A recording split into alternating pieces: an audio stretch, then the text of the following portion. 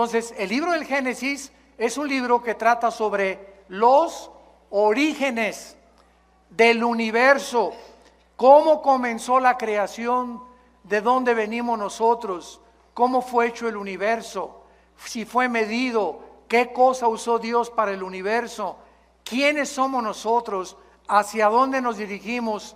Y en la primera conferencia, para hacer un resumen breve, vimos claramente que como el ser humano no tiene más que la ciencia y la brujería, el ser humano solamente tiene como recursos la ciencia para poder tratar de buscar y descubrir el origen del universo. Los científicos nunca lo podrán lograr, porque la ciencia es limitada y para que sea científico tiene que ser repetitivo, tiene que ser demostrado en un tubo de ensayo, en un laboratorio. La ciencia, los científicos observan los fenómenos, toman notas y lo tienen que comprobar. Entonces es imposible que por medios naturales, es imposible el ser humano pueda decir el universo comenzó de esta manera. Y como es imposible, también se han inventado teorías, se han inventado hipótesis, como por ejemplo la teoría del Big Bang, que dice que la gran explosión, pues el universo comenzó con una gran explosión. Y cuando comenzamos nosotros a pensar, a usar la mente que Dios nos ha dado, comenzamos a preguntarnos quién produjo esa explosión, porque la nada no produce nada. Entonces, si una explosión tuvo que tener un origen para esa explosión, ¿qué fue ese origen que originó la explosión? Número uno. Número dos, de acuerdo a las leyes de la física, la primera y la segunda ley de la termodinámica establecen claramente: nada se crea ni se destruye, solo se transforma, y el universo se encuentra en un estado de corrupción, de descomposición, de cambio. El sol está perdiendo millones de toneladas más a cada segundo. Tú estás envejeciendo celularmente, nuestro carro envejece, los edificios envejecen, el universo está envejeciendo. Hay millones de estrellas que ya han desaparecido, pero que nos sigue llegando la luz de esas estrellas, aunque ya desaparecieron. Esto lo establece la segunda ley de la termodinámica. Entonces, de acuerdo a las mismas leyes físicas, es imposible que el universo haya comenzado de la nada, porque la nada no produce nada. Entonces encontramos que las mismas leyes físicas contradicen lo que se ha especulado que es y se considera una teoría. Otra de las contradicciones tan grandes que existen, ¿verdad?, es que pues nosotros, como no sabemos quién fue primero, hombre o mujer, cómo comenzó la raza humana, pues se inventó también el pobre Carlos Darwin. Yo de veras tengo compasión por Carlos Darwin. Me acuerdo cuando leí su famoso libro, El origen de las especies. Si tú lees El origen de las especies, Darwin nunca, dile a tu maestro, aseguró ni confirmó lo que él escribió como un carácter especulativo, que nosotros éramos el resultado de una evolución fortuita y accidental. Si Darwin, escúchame muy bien, si Darwin hubiera conocido las leyes de la genética que se descubrieron hasta 1954, Darwin, creo que era un hombre honesto, no hubiera sostenido ni hubiera imaginado que venimos de los animales, que todo fue el proceso, que el camello se convirtió en un dinosaurio, la jirafa se convirtió en un león, los perros se convirtieron en tigres, los leones se convirtieron en hipopótamos. Porque en 1954, dos científicos en medicina, el doctor Watson y el doctor Crick, se les da el premio Nobel de Medicina por descubrir la hélice del ADN. En 1954 se les da el premio de Medicina por descubrir lo que es el ácido desoxirribonucleico, ADN. Muy bien. ¿Qué es el ADN? Para comprender la creación de Dios. En tu cuerpo tienes billones de células. En mi cuerpo tengo billones de células. Y dentro de cada una de estas células existe un código genético hereditario, donde está escrito en este código microscópicamente condensado como un software, para usar el idioma cibernético del siglo XXI. Tienes un software dentro de ti, y dentro de cada célula que tú tienes y yo tengo está determinado tu estatura, el color de tus ojos, el color de tu piel, el lunar que tenía tu abuela en la espalda, lo berrinchudo del carácter de tu mamá, hasta características emocionales se encuentran microscópicamente en una célula. De ahí viene la famosa clonación, que es tratar de sacar el núcleo de una célula, introducírselo a otra para reproducir a un ser humano, que es absolutamente una abominación delante de Dios. Pero gracias a esa información que nosotros tenemos, una célula de una oveja produce ovejas. Mis células jamás producirán changos. Ni las células de los changos producirán camellos, ni las de las jirafas producirán hipopótamos. Y cuando se descubre el ADN, el 62%, escúchenme muy bien, de los científicos que se decían ateos, se arrepintieron. No estoy hablando del arrepentimiento bíblico de aceptar a Jesucristo. Se arrepintieron de decir, nos hemos equivocado, porque es imposible física, biológica y genéticamente que el ser humano sea el resultado de una evolución accidental y fortuita. ¿Por qué? Porque para que haya una evolución demostrada, tiene que haber el cambio de una mutación a otra mutación.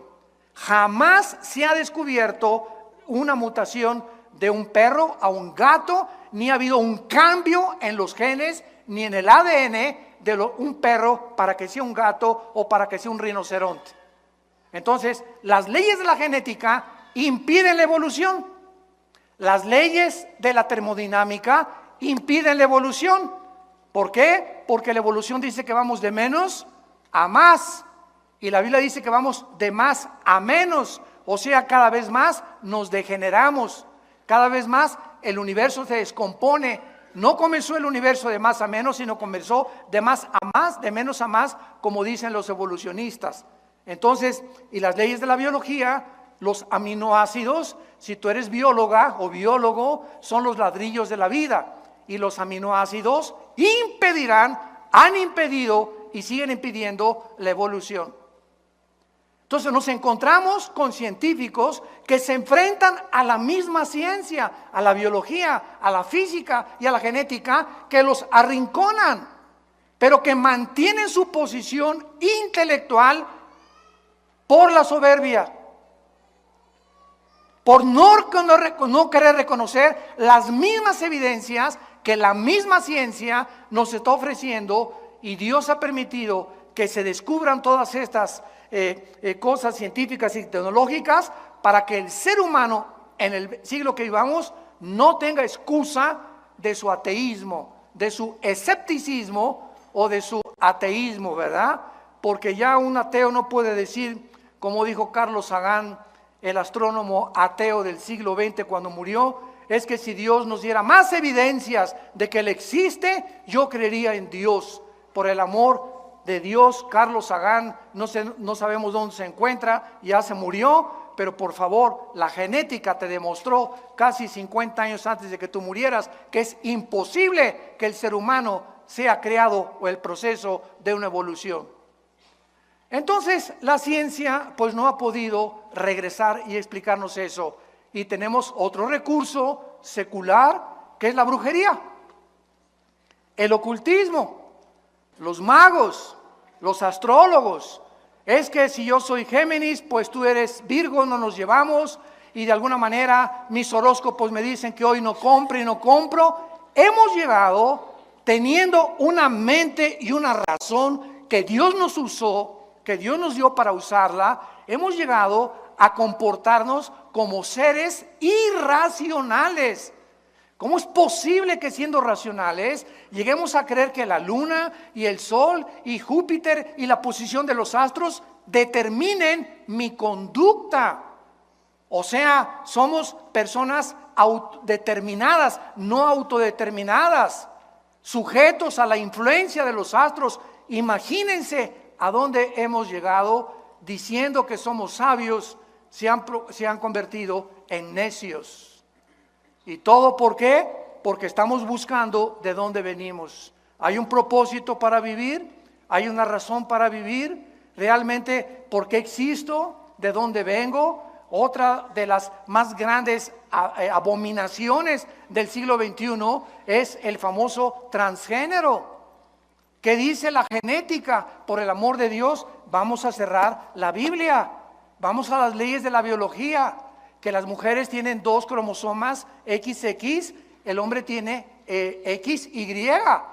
Cuando mi papá se reunió con mi mamá para parirme, el cromosoma Y de mi papá fertilizó el óvulo de mi mamá X y nací varón. Y todos los que somos varones tenemos un cromosoma que las mujeres no tienen. Y cuando tú eres mujer es porque tu papá, cuando tuvo relaciones con tu mamá, el cromosoma X de tu papá fertilizó el X de tu mamá y naciste mujer, naciste princesa y reina. ¿Cómo que no? ¿De dónde venimos? Estamos en el siglo XX, damas y caballeros, y se está enseñando que si un niño se quiere vestir de princesa y una niña se quiere vestir de soldado y de Rambo, les demos oportunidad porque tienen el derecho, imagínense, tienen el derecho de escoger su género cuando lo que determina nuestro género es la biología. Tú eres hombre por las cromosomas que tienes y tú eres mujer por las cromosomas que tienes. Así nos diseñó Dios. Entonces, si tú quieres cambiar tu papel o los elementos cromosómicos de tu naturaleza, ¿qué estás haciendo? Atentando contra la naturaleza. Dejemos al lado la Biblia. Estás rechazando las leyes naturales por las cuales tú fuiste creado y naciste. Y tratando de cambiar tu identidad. Por eso el 63% de las personas que han querido operarse y volverse mujeres u hombres se han suicidado. ¿Me escucharon? El 62%, damas y caballeros, de los que han querido cambiarse el transgénero se suicidan. No soportan después tener otra identidad. Se engañaron completamente. Y hay una lucha emocional y mental impresionante. Porque dentro de tu alma tú sabes que eres hombre, tú sabes que eres mujer y quieres cambiar eso. Chocas contra la naturaleza y viene un problema mental.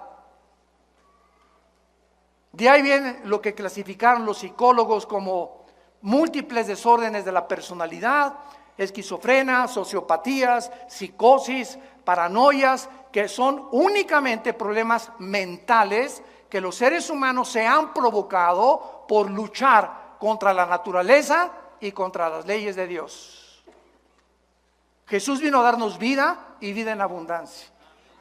Jesús vino a alumbrarnos y a mostrarnos que no venimos de la nada, que fuimos creados a su imagen y semejanza, que somos agentes morales responsables de nuestras acciones y que si nosotros le escuchamos y le obedecemos, vamos a conocer el significado verdadero de vivir. Abran sus Biblias los que la traigan. En el libro de Job, capítulo 38, y vamos a ver nosotros que hace más de aproximadamente 5,000 años, porque el libro de Job es tan antiguo como el libro del Génesis. El libro de Job fue escrito en tiempos de los patriarcas. Y el libro de Job es el libro que contiene más evidencias científicas No estamos hipotetizando ni especulando como el libro de Darwin. A lo mejor, chance y, no estoy seguro, puede que. Es un lenguaje que no es nada científico. El libro El origen de las especies, que te han lavado el cerebro en la universidad, estudiante que me escuchas, para decirte que es un libro científico. Tiene todo menos científico. Son solamente postulaciones, tesis que jamás se llegaron a comprobar ni se han comprobado. Porque para que haya evolución tiene que haber el cambio de una mutación de una especie a otra especie. Díselo a tu maestro derechito y a la yugular. En Job capítulo 38, Dios le hace una pregunta a Job. Versículo 4, ¿dónde estabas tú cuando yo fundaba la tierra? Házmelo saber si tienes inteligencia. Esta pregunta ha quedado en el aire por más de casi ya 6,000 años que el ser humano tiene sobre este planeta. ¿Dónde estábamos cuando Dios fundaba la tierra? ¿Cuál sería la respuesta? Muy sencillo, no existíamos. Porque antes de que nosotros fuéramos creados, lo vamos a ir viendo con mucha profundidad, este planeta, la tierra, ya estaba habitada antes que nosotros. No por seres humanos, sino por ángeles. Los ángeles ocupaban esta tierra y aquí en este planeta fue creado Lucifer. Y cuando hablamos de ángeles, quiero volver otra vez a repetirlo, la creación de Dios en la Biblia es serafines que están arriba del trono de Dios, querubines que están junto a Dios guardando su santidad, y vamos a explicar todo esto detenidamente, y los ángeles son otras entidades espirituales, porque la palabra Malek en el hebreo, con K al final, y angelus en el griego significa mensajeros. Entonces, los querubines no son ángeles, los serafines no son ángeles, son otra especie de creación espiritual de Dios. Cuando me preguntan, ¿usted cree que el universo está poblado por seres de otros planetas? La respuesta es claro, amén y amén, pero no por marcianos, ni jupiterianos, ni mercurianos, sino que el universo, lo dice la Biblia, está poblado por millones de millones de millones de ángeles en otras galaxias. Y el centro, el núcleo de todo el universo y el sistema solar donde nosotros vivimos, el centro del universo es este minúsculo planeta que se llama Tierra. ¿Lo podrías tú creer? Que hay estrellas que son 1,000,000 de veces, escucha lo que te digo, más grandes que el Sol. Para que tengas una idea, el Sol es 1,000,000 de veces más grande que la Tierra. O sea, dentro del Sol cabrían 1,000,000 de planetas Tierra. Para que tengas idea de la grandeza del Sol. Y hay estrellas 1,000,000 de veces más grandes que el mismo Sol. Y la Tierra, este minúsculo y aparentemente inofensivo y completamente marginado planeta, de los más chiquitos que hay, ahí escogió Dios venir a tener el inicio de la creación, por lo cual la Biblia comienza en Génesis 1:1, en el principio Dios creó los cielos y Marte. ¿Dice eso? Dios creó los cielos y el objeto de la reflexión de Dios y el objeto a donde Dios nos quiere llevar es mostrarnos desde el principio de la Biblia que este planeta no solamente es especial, sino, escúchame bien, en los próximos años, este planeta, Dios que habita ahorita en el tercer cielo, va a bajar como cuando estuvo en el huerto del Edén. Adán y Eva caminaban con Dios en el huerto del Edén. Dios caminaba con ellos en el huerto del Edén. Dios como forma humana caminaba con ellos y platicaba con ellos. Y cuando vino el pecado, Dios nos dejó a nosotros, perdimos la espiritualidad y cuando recibimos a Cristo la recobramos. Pero este planeta, cuando Jesús venga, se convierte en el trono de Dios del universo. La ciudad de Jerusalén será la ciudad que Dios escogió en su soberanía, por lo cual Lucifer, Satanás, el adversario de Dios y de nuestras almas, está ocupadísimo en tratar de destruir a la nación de Israel. Pero como la mayor parte del mundo, periodistas, conductores, analistas políticos, científicos, están ciegos a este libro, a la Biblia, y no ven más allá de lo que la Biblia dice, no entienden el conflicto espiritual que la Biblia nos muestra de por qué Hitler, los nazis, los quisieron destruir. Cuando los nazis teniendo guerra contra Rusia, contra José Stalin, Winston Churchill en Inglaterra y los americanos, Hitler se olvidó de Rusia, de Inglaterra y de Estados Unidos y se volvió contra un grupo étnico de judíos que no tenían armas, ni nación, ni ropa, ni dinero, con odio jarocho. Y los escritores, se leen como 8 biografías de los nazis y de escritores que no se explican por qué Hitler odiaba y se olvidó de la misma guerra que tenía con sus verdaderos enemigos para concentrarse en acabar con este grupo étnico a través de campos de concentración y matarlos de hambre, ahogarlos en el gas. ¿Por qué? No le hacían nada. Todo el mundo se pregunta, pero ¿cuál era el enemigo que él podía percibir o vislumbrar con los judíos? Solo la Biblia lo explica. Y por eso actualmente Jerusalén sigue siendo el centro de ataques del mundo entero, de todos sus enemigos alrededor, de destruirlo, echar al Mediterráneo, y nadie ha podido, desde 1948, que se establecieron como nación libre, soberana e independiente, nadie ha podido sacarlos de su tierra, porque así lo dice la palabra de Dios. ¿Y saben por qué es este odio? Porque Lucifer sabe, Satanás sabe que cuando Cristo regrese por nosotros, Jerusalén se convierte en la ciudad y el trono de Dios. Es el miedo que él tiene de que se le acabó su reinado en este planeta Tierra. Por eso el odio que él tiene contra la raza judía. Pero este es otro tema que podemos abordar en otras conferencias. Muy bien.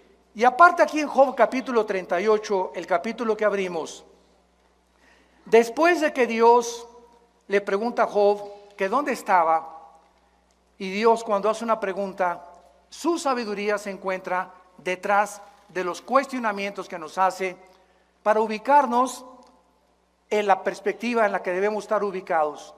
Ninguno de nosotros existía cuando Dios fundó el universo.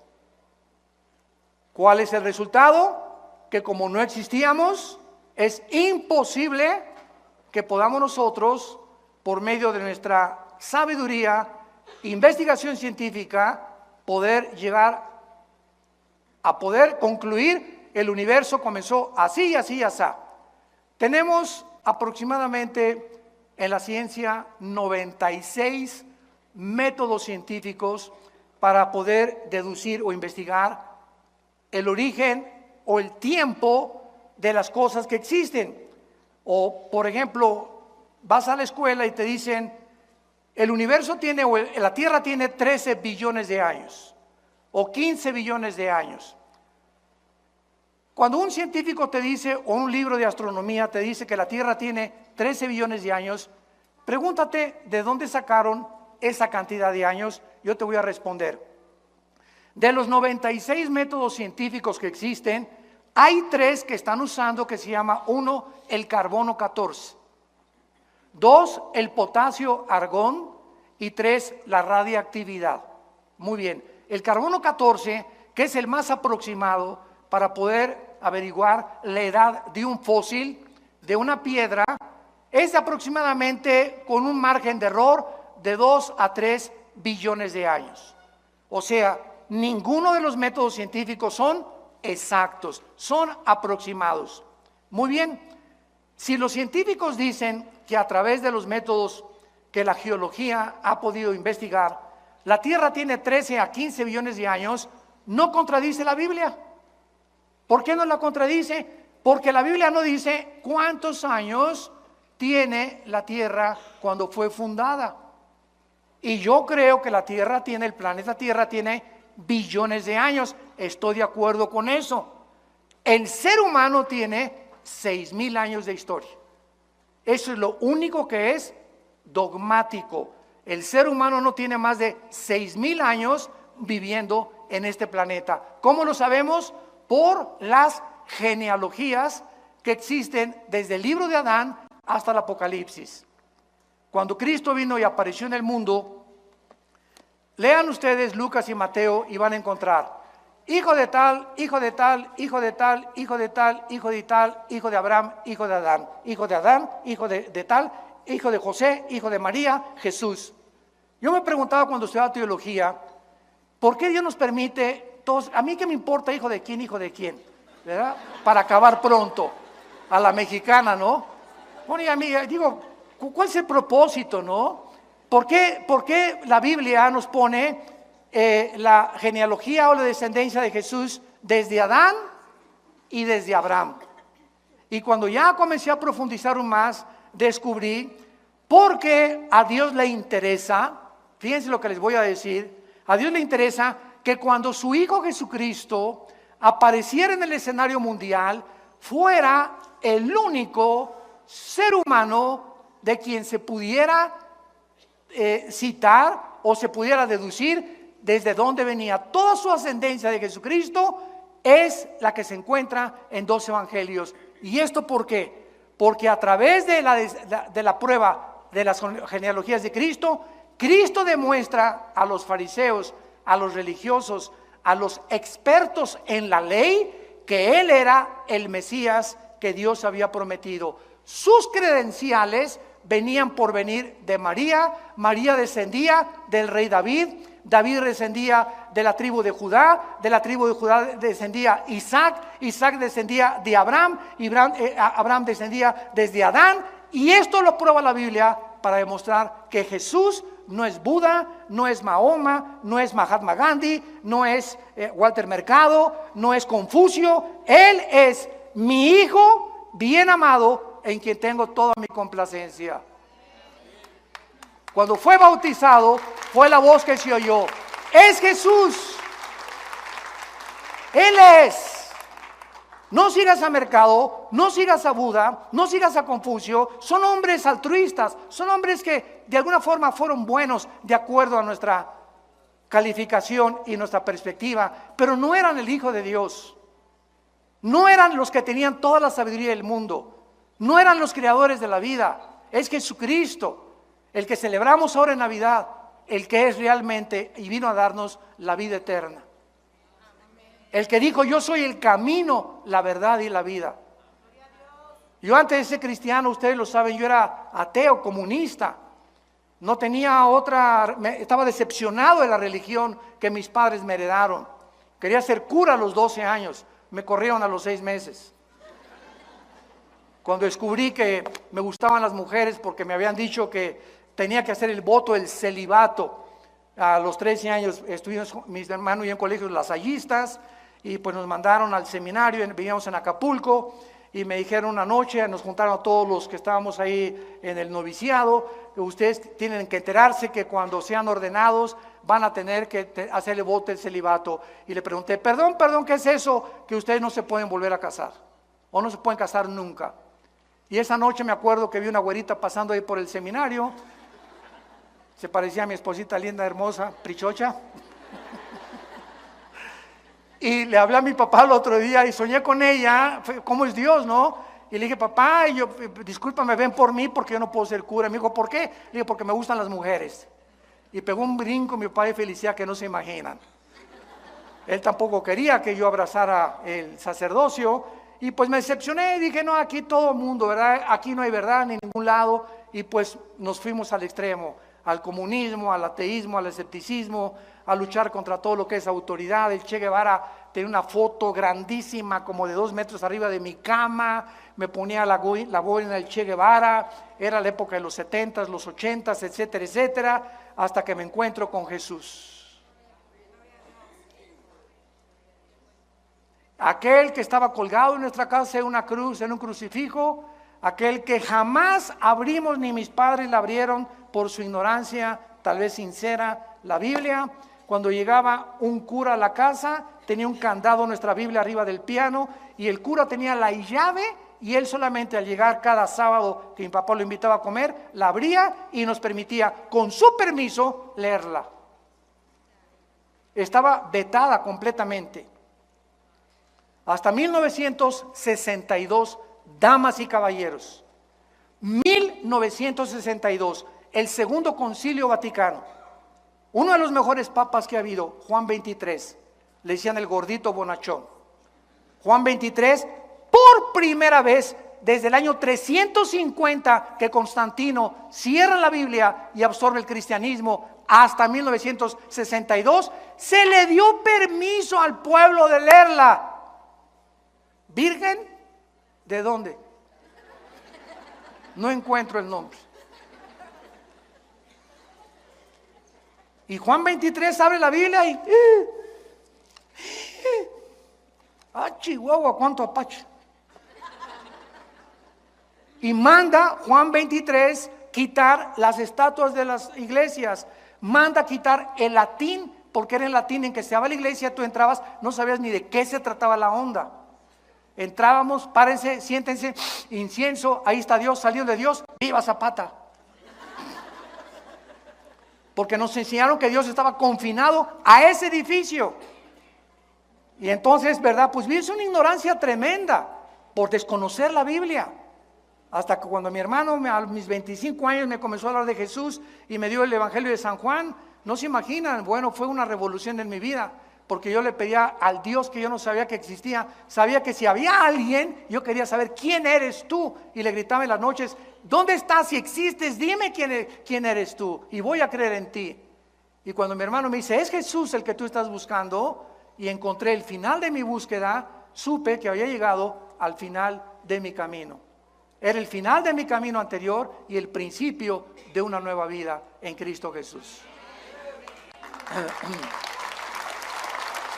Muy bien.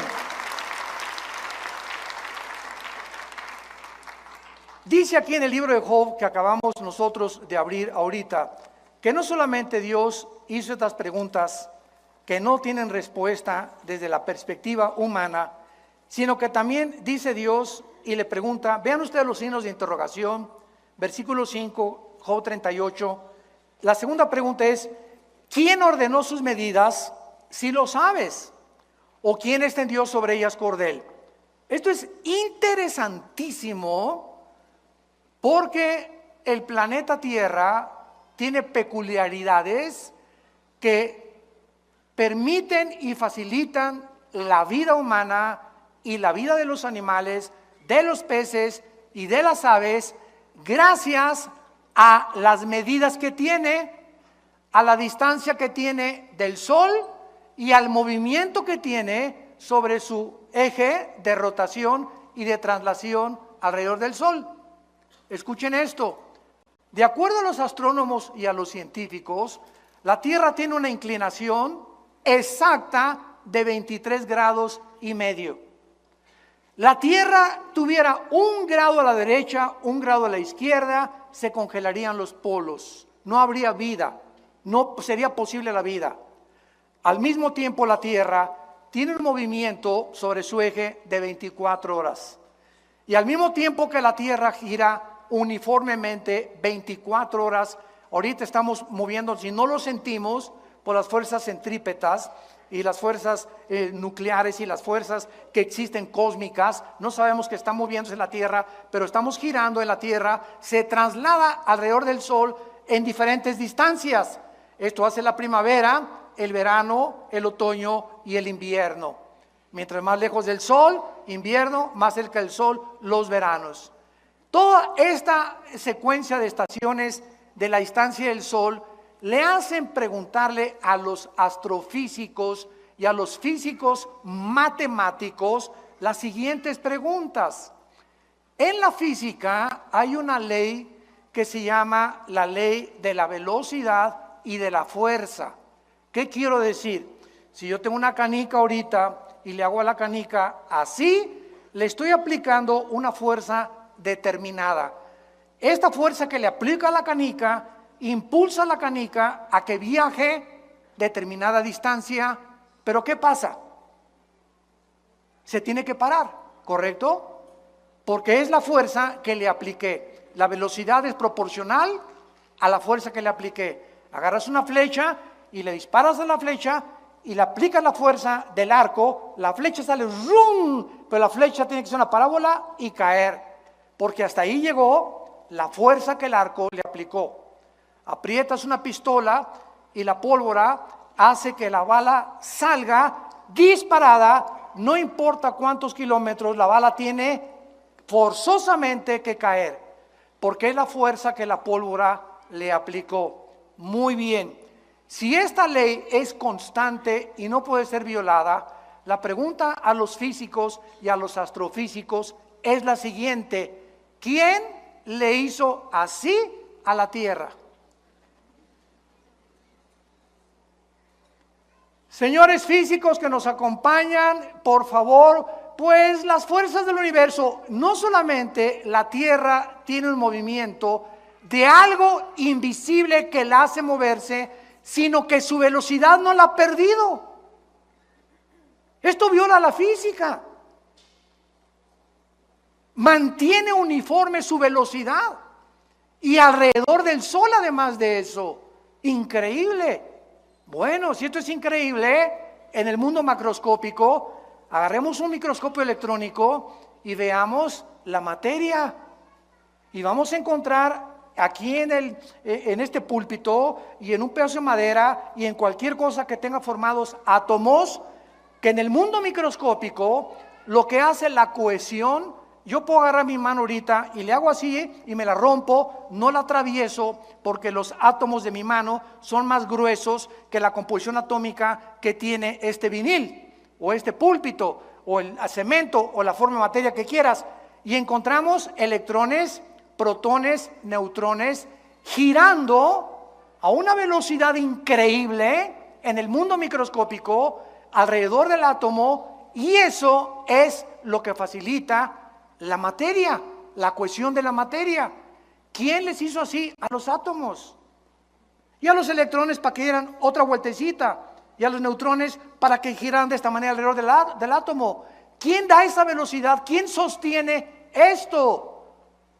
Por el amor de Dios, Jesús, María y el borrito que los acompaña.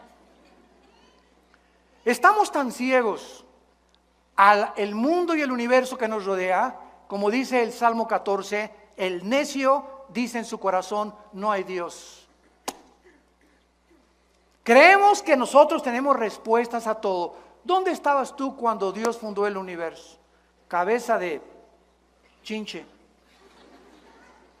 cerebro de caracol que tenemos comparado con la grandeza del Dios de la Biblia. Y dice la Biblia, ¿quién ordenó sus medidas? ¿Quién extendió sobre ellas cordel?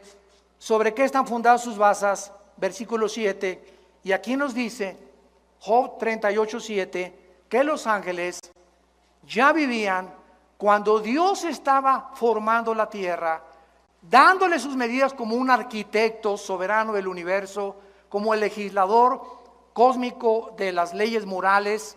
Los ángeles ya estaban con él, viendo antes de que tú y que yo naciera, los ángeles ya existían. Cuando alababan las estrellas del alba y se regocijaban los hijos de Dios. La frase, Ben Elohim, Ben con B grande, Elohim, que se tradujo hijos de Dios, aparece solo 6 veces en el Antiguo Testamento, y las 6 veces se refiere a los ángeles. Los hijos de Dios antes del Nuevo Testamento no existían. Ahorita los hijos de Dios somos nosotros y tenemos una familia en el cielo que son los ángeles. Dios tiene dos familias, la familia del cielo y la familia de la tierra, que somos la iglesia. Y algún día nosotros, increíble, 1 Corintios capítulo 6 del 3 al 4, nosotros vamos a juzgar a los ángeles que se rebelaron contra él y Lucifer en el día del juicio. Nosotros vamos a ser el gran jurado, pero también es otro tema que no vamos a tener tiempo de abordar. Muy bien, ahora bien, veamos esto. Dios, cuando creó el universo, lo creó con leyes físicas cósmicas. Gracias a que existen las leyes de la gravitación, las leyes termonucleares y las leyes de la termodinámica, gracias a que son leyes constantes, la ciencia puede existir. Si el Sol no tuviera el movimiento perfecto que tiene, ni la Tierra tampoco, ni la expansión del universo, ni lo que nos rodea, la ciencia no podría deducir nada. Pero como son leyes constantes, la ciencia existe. Y te pueden decir, va a haber un eclipse el año que entra, o va a haber un meteoro que se acerca a una velocidad dentro de 3 meses, o va a haber un eclipse de luna dentro de 4 meses, gracias a la uniformidad, a la afinación, a la inteligencia y a la sabiduría con que el universo fue creado. Muy bien, estas leyes cósmicas que existen en el universo, solo existen en el universo. Sígueme con cuidado. Antes del universo, ¿dónde estaba Dios? Yo veo así mucho humo que sale por allá. Les dije que íbamos a darnos un banquete con esto. Eso es maravilloso. Ahí me emociona compartir todo esto. Todos estos tesoros tan preciosos de la Biblia. ¿Dónde estaba Dios antes del universo? La Biblia lo dice en Isaías 57:15. Él vivía en la eternidad. Vamos a ver, ¿qué es la eternidad? Vamos a pintar aquí algo invisible arriba de mis manos. Esto es la eternidad, una dimensión desconocida. Muy bien. La eternidad no tiene tiempo. En la eternidad no existe el tiempo. No existe el pasado y el futuro, nada más el presente. Por eso Dios se revela en Éxodo 3, yo soy el que soy. El del presente nada más. En la eternidad no existe el tiempo como nosotros. Cuando Dios dice, en el principio Dios creó los cielos y la tierra, sígame con mucho cuidado, Dios en la eternidad mete un principio y un final que ya no pertenece a la eternidad, sino al primero, segundo y tercer cielo. Los 3 cielos que menciona 2 Corintios 12, 2 y 3, no existían cuando Dios vivía en la eternidad, ni cuando Dios no había creado el universo. Era el Padre, el Hijo y el Espíritu Santo, nada más. Entonces, Dios inicia el universo con un tiempo. En el principio, cuando dice, en el principio Dios creó los cielos y la tierra, en ese principio vino a la existencia la materia, el tiempo y el espacio. Pertenecen al principio del tiempo y vamos a tener un final. Ahora bien, nosotros los seres humanos estamos encerrados en un universo de 4 dimensiones.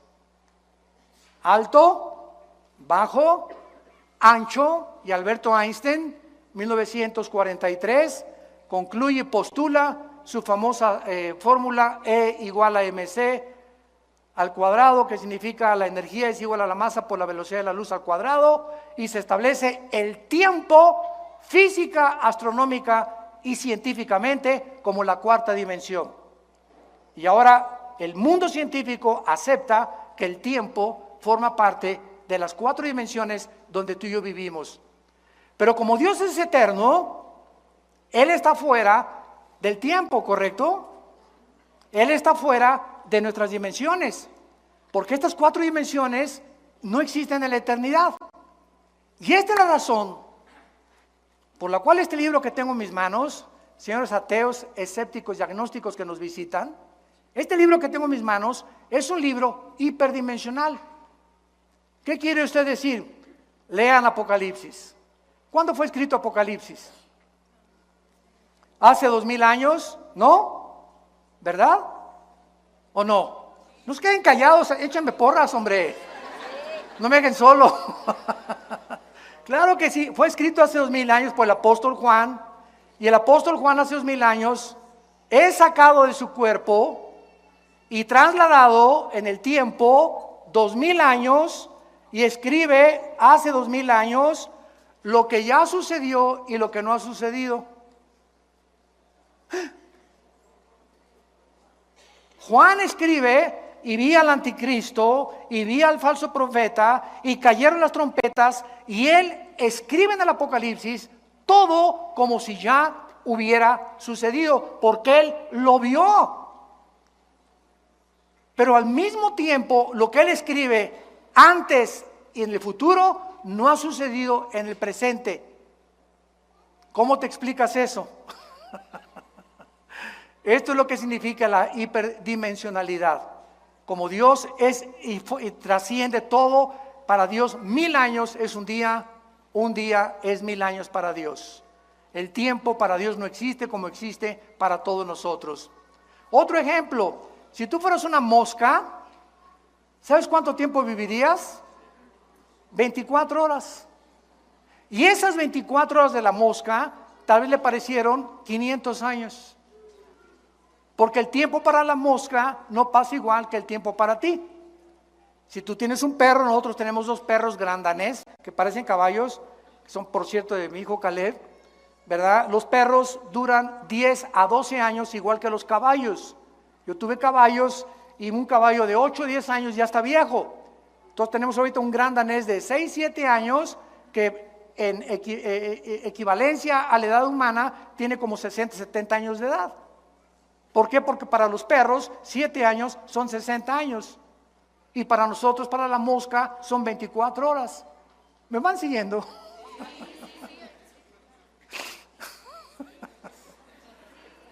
O aterrizamos. Ya no sé, Señor, ayúdanos.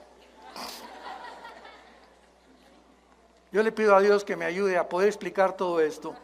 Y a veces no hay las suficientes palabras para poder explicarlo. Pero en 2, 3 años lo vas a entender. Muy bien. Entonces, el tiempo no existe en la eternidad porque es otra dimensión. Y Dios para Él 1000 años es un día es como 1000 años. Para la mosca son 24 horas, que a lo mejor son 500 años. Para los animales, perros y caballos que tienen el mismo tiempo.